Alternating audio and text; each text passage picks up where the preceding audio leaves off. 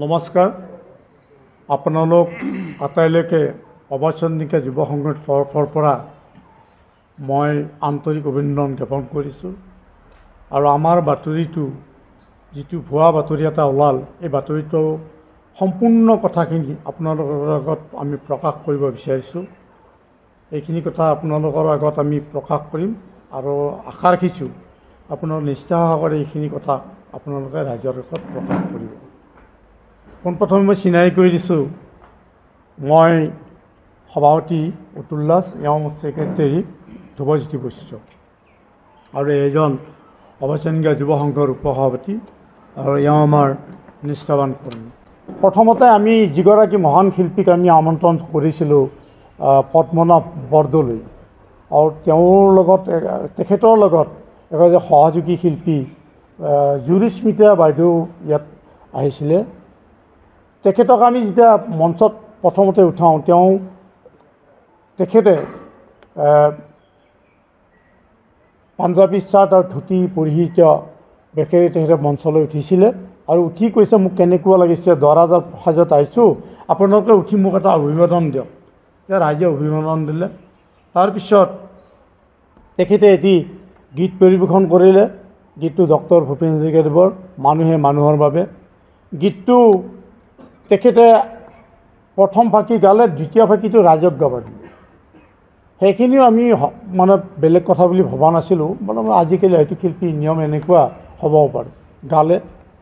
২ নম্বৰতে তেখেতে পুনৰ উঠি মোক কেনেকুৱা লাগিছে, ভাল লাগিছেনে, মই কিন্তু ইলেক্ট্ৰিক পোচ আৰু বাঁহৰ গছত বগোৱা শিল্পী নহয় দেই, এনেকৈ ক'লে।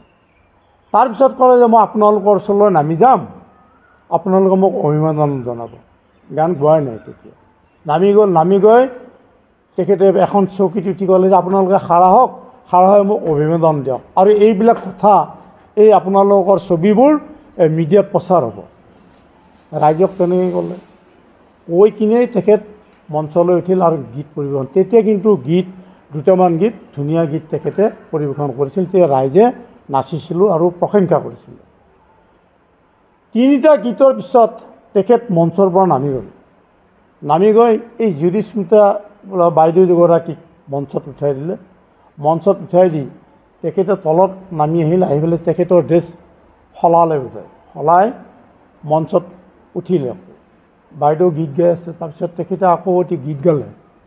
গীত গোৱাৰ সময়ত আমাৰ দৰ্শকৰ ফালৰ পৰা এটি গীতৰ অনুৰোধ আহিল যে শদিয়া ধুবুৰী নে এনেকুৱা ধৰণৰ কিবা এটা গীত আছিল, দিহিং দিচাং নে এনেকুৱা কিবা, যে এই গীতটি আপুনি গাওক। তেতিয়া তেখেতে কথাটো গুৰুত্ব নিদিলে। তাৰপিছতে আমাৰ বন্ধু এজনে মঞ্চত গৈ তেখেতৰ কাণৰ কাষত ক'লে। কোৱাৰ পিছত বন্ধুজনক বেয়া ব্যৱহাৰ কৰি মঞ্চৰ পৰা আঁতৰাই দিলে। মই কাষতে আছিলোঁ, মই কিন্তু তেখেতক একো নক'লোঁ। তাৰপিছতে তেখেতে গীত জুৰিলে। গীত গাই শেষ কৰাৰ পিছতে মই তলৰ পৰা ক'লোঁ যে আপুনি কেইটামান ভাল গীত গাওক, ৰাইজে নাচিল। এইখিনি কথা কোৱাৰ লগে লগে তেখেতে মঞ্চৰ পৰা কৈ দিলে যে এইবিলাক মন্দাহীয়ে কথা কৈ আছে, ৰাইজ আপোনালোকে বিশ্বাস নকৰিব, গতিকে মই বেলেগ গীত গাম, এইবিলাকৰ কথাত ভ্ৰক্ষেপ নকৰিব, এইবিলাক গেলা মতাই, এনেকুৱা ধৰণৰ তেখেতে মঞ্চৰ পৰাই কৈ দিলে। তেতিয়া মই কৈছিলোঁ যে আপোনাক মই কি অভদ্ৰামী কৰিলোঁ, আপুনি যে মোক এনেকুৱাকৈ ক'লে, আপুনি ইয়াৰ জবাবটো দিয়ক। এইখিনি কথা বেলেগ একো নাই ইয়াত, বাহিৰে আৰু এটা বেলেগটো শব্দও নাই। তাৰপিছত তেওঁ ক'লে যে ঠিক আছে, মই 2-3 মিনিট গীত গাই মই ইয়াৰ পৰা বিদায় মাৰিম। তাৰ তলত ৰাইজে কিন্তু হাল্লা কৰি আছে মোক তেনেকৈ কোৱাৰ কাৰণে। তাৰপিছত তেওঁ গীত গালে। গীত গাই উঠি তেওঁ আগতে গোৱা গীত গাই আকৌ তেওঁ নামি আহি তেওঁ ঘৰলৈ গুচি গ'ল।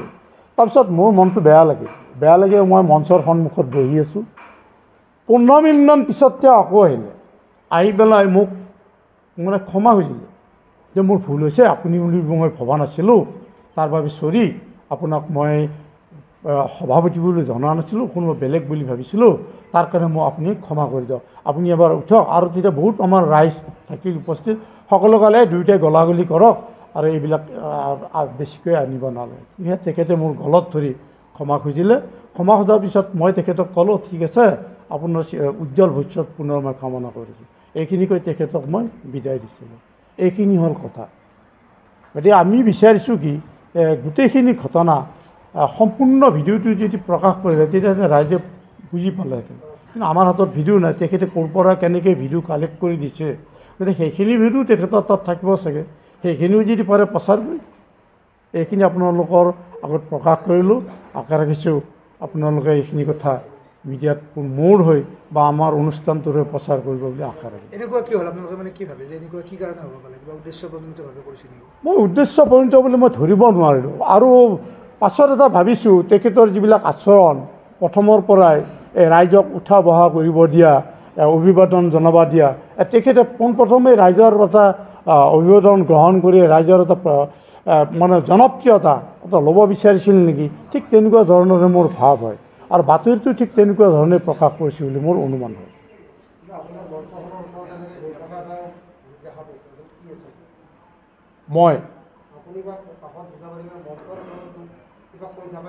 মই তেতিয়া কৈছিলোঁ যে মই আপোনাক কি অভদ্ৰামী ব্যৱহাৰ কৰিছোঁ সেইটো নকয় কিয়? মই কি অভদ্ৰামী কৰিছোঁ আপোনালোকে ভিডিঅ' ক্লিপটোতো পাব যে মই কি অভদ্ৰামী কৰিছোঁ, এই শব্দটোৱে মই কৈছোঁ, বেলেগ শব্দ কওঁ। আপোনালোকে ভিডিঅ' ক্লিপটো যদি চাই সেইখিনি কথা আপোনালোকে স্পষ্ট হ'ব পাব। আৰু এই ক্ষমা খোজা যিটো ভিডিঅ' সেইটো ভিডিঅ' আমাৰ তাত আছে, যদি আপোনালোকে বিচাৰে এই ভিডিঅ'টো আমি দিব পাৰোঁ। কিন্তু সামাজিক মাধ্যমত বা বিভিন্ন সংবাদ মাধ্যমত ওলাইছে যে আপোনালোকৰ কমিটিখনে তেওঁক মানে দুৰ্ব্যৱহাৰ কৰা বুলি কৈছে। এইখিনি কথা আমি কৈছোঁ, যদি ইয়াত আমি দুৰ্ব্যৱহাৰ কৰিছোঁ তে আপোনালোকেও বিচাৰ কৰি চাওক, আৰু এইখিনি কথা ৰাইজে বিচাৰ কৰিব। তেওঁ উপযুক্ত প্ৰমাণ দিয়ক। আমি কি বেয়া ব্যৱহাৰ কৰিছোঁ, বেয়া ব্যৱহাৰ কৰা শব্দকেইটা তেওঁ মিডিয়াত বাহিৰ কৰক, কওক। আমি প্ৰত্যাহ্বান জনাইছোঁ, আমি কি বেয়া ব্যৱহাৰ কৰিছিলোঁ সেইকেইটা শব্দ মিডিয়াত প্ৰচাৰ কৰি দিয়ক। আমি সম্পূৰ্ণ টকা দিছোঁ, পইচাৰ আমি হেৰি কৰা নাই, আমি সম্পূৰ্ণ টকা দিছোঁ।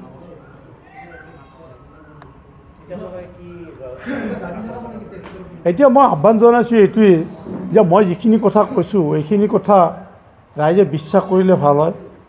আৰু এখন এটা ক্লাবৰ হৈ এইখিনি কথা আমি কৈছোঁ। আৰু আমি এটা কথা ক'ব বিচাৰিছোঁ, অসমৰ যিবিলাক বিহু কমিটিয়ে বিহু পাতে বৰ কষ্টৰে পাতে, আৰু কষ্টৰে শিল্পীগৰাকীৰ ভাল এটা আশা কৰে, গান যে ভাল আশা কৰি মাতে যে তেওঁৰ গানত যাতে ৰাইজ সন্তুষ্ট হয়, তেনেকুৱা ধৰণে মাতে। কিমান কষ্ট কৰি আমি বিহুখন পাতোঁ, আমাৰ গাঁৱৰ ব্যক্তিসকলে আমাক সহায় সহযোগ কৰি বিহুখন পতাত যেনেধৰণে সহায় সহযোগ কৰিছে, আমি সেইখিনি কিন্তু আমি শিল্পীগৰাকীৰ ক'ৰবাত দিব নোৱাৰিলোঁ। তাৰ বাবে আমি কিন্তু ৰাইজৰ ওচৰত দুখিত হৈছোঁ।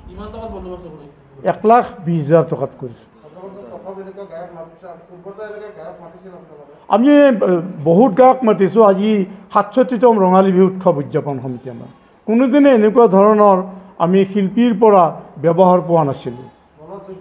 আমাক যথেষ্ট মনত আঘাত দিছে, আৰু শিল্পী সমাজক আমি অনুৰোধ কৰিছোঁ, আৰু আমাৰ যিবিলাক শিল্পী আমাৰ ইয়াত আহিছে তেখেতসকলেও আমাৰ কথাটো জানে। জুবলি বৰুৱা বাইদেউ আহিছে, জুবলি বৰুৱা বাইদেউ আৰু বাবু আহিছে, এইবিলাক শিল্পী আহি গৈছে। আৰু তেখেতসকলকো এনেকুৱা ধৰণৰ ৰিকুৱেষ্ট কৰিছিল, কিন্তু তেখেতে হাঁহি হাঁহি কৈছিলে এইটো গাম দাদা, অকণমান পিছত গাই আছোঁ। সকলোকে সন্তুষ্ট কৰিছিল। গান গাব দিয়লে অপৰাধ। মই কেৱল কৈছিলোঁ ভাল বিহুগীত দুটিমান গাওক, এইখিনি। এইটোৱেই যেন আমাৰ কিবা তেওঁৰ মনত দুখ দিয়া কথাটো হ'ল জানো? এইটো হয় হয়, বিহু মঞ্চত বিহুগীত গাব কোৱা কাৰণেই বোধহয় তেওঁৰ আপোনাৰ ষ্টক নাই নেকি তেওঁৰ তাত, ঠিক তেনেকুৱা ধৰণৰ। কাৰণ তেওঁ যিকেইটা গান গাই আছে ডাবল ডাবল গান গাই আছে। এবাৰ যদি এবাৰ গাইছে নহয়, সেইটো গানে আকৌ পিছত গাইছে।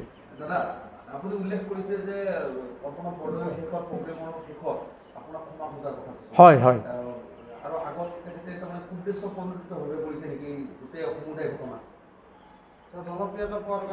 নাই তেওঁ সম্পূৰ্ণভাৱে যে তেওঁ যিখিনি ভিডিঅ'টো দিছে এইখিনি তেওঁৰ জনপ্ৰিয়তা অৰ্জন কৰাৰ খাতিৰত তেওঁ এইখিনি ভিডিঅ' বাহিৰ কৰি দিছে। মিছা বাতৰি, অসমৰ ৰাইজক এটা মিছা বাতৰি এটা তেওঁ প্ৰকাশ কৰিব বিচাৰিছে। অনুষ্ঠানৰ শেষত আপোনাক ক্ষমা খুজিছে হয়, তেওঁ পিছত আহি মোক ক্ষমা খুজিছে। সেইখিনি কথা কিন্তু তেওঁ এই নিউজত দিয়া নাই, এইখিনি কথা তেওঁ কিন্তু প্ৰকাশ কৰা নাই। এই নিউজটো লাগিলে আপোনাৰ ওচৰত দি দিব, আমাৰ তাত আছে এতিয়াও। ইয়াৰ পিছত আপোনালোকৰ সমিতিৰ কিবা তেখেতৰ লগত কিবা যোগাযোগ হৈছিলে এতিয়ালৈকে? ইয়াৰ পিছত তেখেতৰ লগত আমাৰ মেনেজাৰৰ লগত যোগাযোগ হৈছিলে। মেনেজাৰে কৈছে তেওঁ এইটো আমাৰ মানে ভাইৰেল কৰিব নালাগিছিলে আৰু তেওঁ এইটো ভুল কৰিছে, তেওঁ তেনেকৈয়ে কৈছে, তেখেতৰ মেনেজাৰে কৈছিলে। আইনী ব্যৱস্থা মই ভাবিছোঁ যে শিল্পীসকলৰ ওপৰত আইনী ব্যৱস্থা লোৱাৰ আমাৰ উদ্দেশ্য নাই, কাৰণ শিল্পী সমাজক আমাৰ হেয়প্ৰতিপূৰ্ণ কৰাৰ আমাৰ মানসিকতা নাই। কিবা আহ্বান জনাব নেকি এতিয়া? মই ৰাইজক এটা কথা যে আমাৰ কথা তেখেতে যিখিনি প্ৰকাশ কৰিছে এইখিনি কথা আমাৰ সমিতিখনক বেয়া নাপাব, বেয়া ধৰণে কমেণ্ট নকৰিব। এইখিনি মই যিখিনি কথা হৈছে এইখিনি কথাৰ ওপৰত নিৰ্ভৰ কৰি আমাকো অকণমান ভাল মেছেজ এটা দিয়াৰ কাৰণে আমি বিচাৰিছোঁ, আৰু দৰকাৰ হ'লে আমাৰ কথাখিনি তেওঁৰ লগত মুখামুখি হ'ব পৰাকৈ আমি প্ৰত্যাহ্বান জনাইছোঁ, তেওঁৰ লগত মুখামুখি হওক যদি পাৰে।